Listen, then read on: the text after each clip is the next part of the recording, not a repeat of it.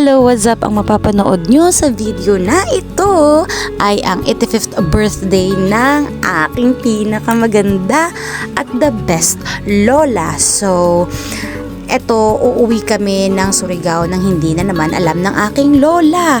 So, nag-decide kami na umuwi para makapaghanda naman para sa kanyang 85 na birthday. So, hindi pwedeng palampasin natin to kasi ito yung milestone ng mga seniors. So, hindi pwedeng pabayaan natin sila. Hindi pwedeng, basta ka lang magpadala. Sometimes kasi, money is not enough.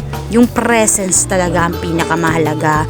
So, yung lola ko kasi, siya yung pinaka-best friend ko talaga since elementary. Siya rin nagpalaki sa akin. So, sobrang halaga na nandun ako o present ako sa mga gantong event ng buhay niya and deserve din nila na ipaghanda sila. So, hindi man sobrang ganun ka-engrande pero yung alam mo na nag-effort ka naman dahil deserve nila yung may taong mag-effort sa kanila.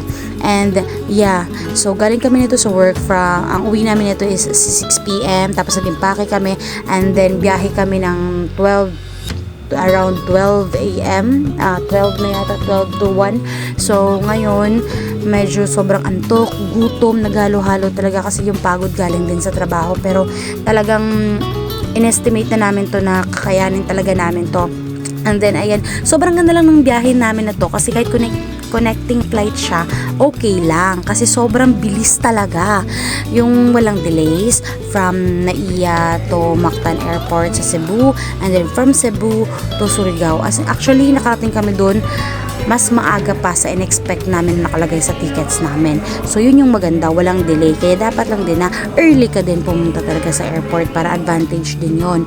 So, ngayon, sobrang excited na kami na talagang i-surprise yung lola namin. I think wala na yata akong video na reactions niya and etc. Pero talagang dito, pagdating namin doon, sabak agad sa mga decorations and etc. So kung ano pa man kailangan namin gawin, talagang ginawa na namin at pin-repair na namin para naman maging masaya ang aking lola. So, eto na lahat-lahat na to. Medyo mahaba tong video na to, kaya expect for part 2 talaga ng buong serenade ng kanyang 85 birthday celebration.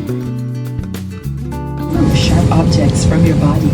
To don, slip vest over the hem. Take tape around the waist and push end to buckle. Pull tape to tighten. Eto, trivia lang ha, dahil hindi naman ako lumaki sa talagang mama ko. So, yung nagiging mama ko, actually yung tawag namin sa lola namin lahat is mama. So, si Mama Opring, sa kanya talaga ako lumaki, sa kanilang dalawa ni Papa Angel. So, si Papa dahil wala na, so si Mama lang meron ako, and yung sarili kong mama, wala na din. So, ang talagang meron ako na talagang kinakapitan ko ng lakas ng loob is yung lola ko na lang. So, which is, ang tawag ko is mama. Talagang, alam mo yung siya yung sa kanya ko lahat natutunan siguro yung disiplina. Kung ano man yung good characters na meron ako, galing yun sa kanila ng lolo ko. Galing yun sa kanya. And then, lahat ng mga wisdoms, ganun. So, iba kasi magmahal ang lola talaga, sa totoo lang. Sa mga lumaki dyan, sa lola at lolo nila, sa mga grandparents nila, alam nyo yan kung gaano kaiba magmahal ang mga grandparents talaga. So, si mama kasi talaga, pag may mga activity ako sa school, ito talaga yung kakampi ko. Ito talaga din yung isa sa mga magpupush sa akin. Siya yung nagiging best friend ko. So, growing up, hindi ako yung tipong apo na kailangan mo akong singilin sa utang na loob kasi marunong ako magbalik nun, and hindi ko siya talaga tinitingnan as utang na loob kasi alam mo yun yung bagay na dapat binibigay mo ng may pagmamahal kasi yung binigay na pag-alaga nila sa'yo is it's because of love, kaya dapat yung ganti mo sa kanila dahil din sa rason ng love, hindi dahil obligasyon yun. Kasi kapag tinitingnan mo yun sa ganong bagay, medyo mabigat siya, pero pag titingnan mo yun as love, kahit yung bagay na hindi mo inaakalang hindi mo kaya talaga, kakayanin mo. Kasi katulad nito sa ginagawa namin, it doesn't matter kung meron ka o wala ka. What matters is siya yung magiging goal mo, maibigay mo sa kanya yung kung ano yung makakapagpaligaya sa kanila 'Diba? Bilang sukli kung paano nila tayo pinalaki, minahal. So, talagang hindi ako pumayag na hindi ma-celebrate ng maayos ang 85th birthday ni Mama. So, ayan, dito na kami sa Cebu, kinokolek lang namin yung baggage namin dito dahil lilipat ulit kami dahil nga connecting flight nga ito. So, from Cebu, dito sa Cebu, lilipat na naman kami ng airplane para papuntang Surigao. And after naman Surigao, babiyahe, magbabangka ulit kami nito para makarating sa mismong isla. So, eto na yun, paakyat na kami sa airplane para papuntang Surigao. So, let's go!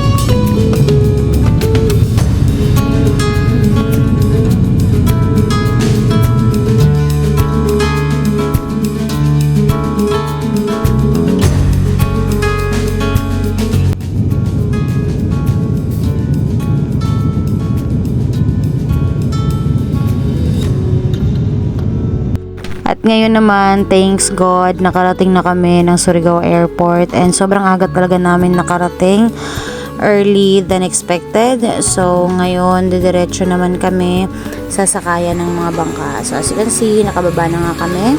So ayan na, after nito, hanap na kami ng tricycle and then para makarating sa port, and then after naman, pagdating dito sa port, sakay na agad ng bangka. So sakto pagdating namin doon, medyo paalis na rin yung bangka. So eto na, nakalarga na din sa wakas. So super excited na ako na makita ang lola ko dahil ngayong taon isang beses lang din naman ako uuwi, as in sa mismong birthday niya lang. And last year 2023 isang beses lang din ako umuwi dahil din sa pag-celebrate ng 84 na birthday ni Mother Bells.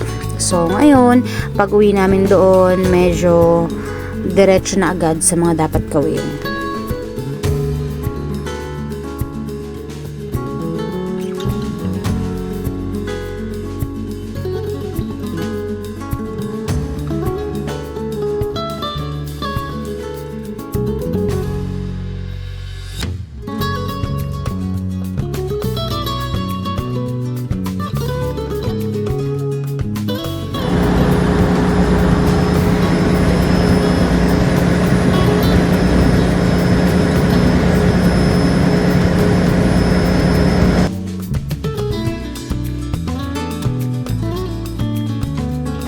So nakarating na nga kami. So simulan na agad natin ang bakbakan. So nagpahingi na ako ng rescue at tulong sa aking dalawang kaibigan. So thankful talaga ako ng sobra-sobra sa kanilang dalawa kasi bakante sila lahat, busy silang dalawa talaga ang sumipot at tumulong sa akin dahil hindi ko na alam kung kanino pa ako hingi ng tulong, kung paano ko tatapusin to lahat dahil nga sobrang bilis lang pagdating namin. Kinagabihan talagang kailangan namin magpa-serenade kay Mama. So ngayon kailangan namin masikaso siya agad. As in, wala kaming kahit 1 day or 2 days na allowance para mag-prepare nito. As in, pag galing sa trabaho, diretso sa airport, diretso lipad, diretso sa punta dito. Ngayon, bumiyahe kasi kami ng 6. Ang birthday ni Mama is 7. So talagang madalian to be. Pabilisan to be dahil hindi tayo pwedeng mag-absent ng sobrang tagal dahil bukod sa may trabaho tayo, nag-aaral tayo be. So lahat ito na isingit. So yung pinaglalagay nga namin dyan, gumawa kami ng bouquet na flower, yung mga balloons, yan pang decorations, and then yung money bouquet. So be, nilalagay lang natin dyan 50 pesos dahil sobrang daming magagawa pag 50 pesos. Kapag ka 1,000 kasi ang ilalagay mo, Diyos ko, kung ang budget mo ay pang 2K lang, sobrang bilis ng itusok nun be, wala man lang hirap-hirap. Tapos, ayun, para matuwa naman si mama, para hindi lang isa, dalawa naman yung matanggap niya, and then yung mga flowers. Ano talaga to? Actually, pwede naman bumili. Pero bakit hindi ko pinili yung madaling gawin na basta nalang bumili? Kasi mas masarap pa rin ang effort. So, dito may serenade na magaganap, which is ito yung pinakagustong gusto talaga ni Mama Opring. So, ang mapapanood nyo ay isang mahabang video ng kanyang birthday serenade ng madaling araw. And I guarantee you all, masaya siya. So, keep watching.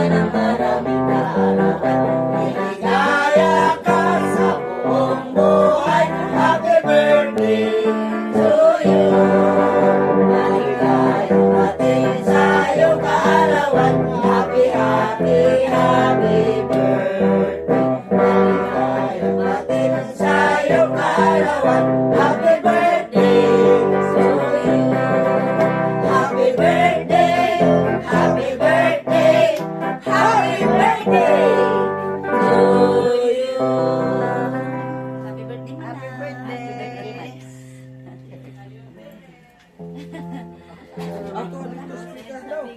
Dito.